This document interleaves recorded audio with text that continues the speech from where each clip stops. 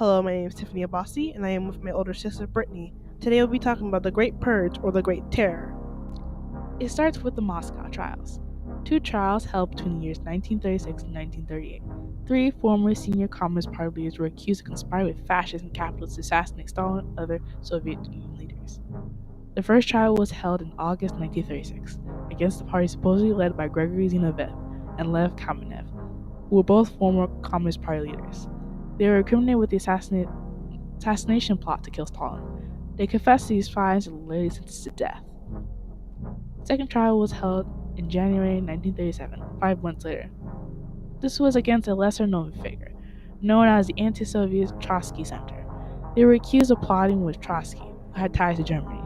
13 defendants were executed via shooting, while 4 remained and were sent to labor camps where they died of exhaustion. While the trials were said to be fair, it was often believed that the information seemed forced, perhaps through torturing or drugging the accused. One British lawyer and member of the Parliament writing, "Once again, the more faint-hearted socialists are best with doubts and anxieties. Once again, we feel confident that when the smoke has rolled away from the battlefield of controversy, it will be revealed that the charge was true, the confessions correct, and the prosecution fairly conducted." The final trial in March 1938 was dubbed the Trial of 21. This trial had charges being tied to the previous 2 trials and included 21 more alleged members of the Bloc-Arredists and Trotskyites. They were alleged with plotting to assassinate both Lenin and Stalin in 1918, murdering Maxim Gorky with poison, partitioning the USSR, handing off territories to Germany, Japan, and Great Britain, and other charges more stranger than the last. With these charges, people began to think how awful these trials were, even with previous reporters having trouble believing that any of them added up at all.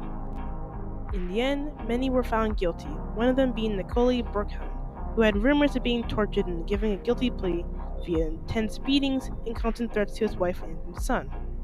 His case became subject to many Western observers, even becoming mentioned in Holster's novel Humanism and Terror. Unlike other confessions, he did plead guilty to many of the crimes against him, yet he denied any knowledge to any of these cases. After the 3 trials, the Red Army would soon face the Purge as well. They were faced with accusations of false documents of German funds and members being in contact with German high command. With this used against him and any actual evidence being collected, Stalin removed 3 out of 5 marshals, 13 out of 15 commanders, 8 out of the 9 admirals, 50 out of the 57 corps commanders, 154 out of the 186 division commanders, 25 out of 28 corps commander commissioners, and all the army commanders. Many believed around 25 to 50% of the Red Army officers were removed due to underestimation of the army's true size.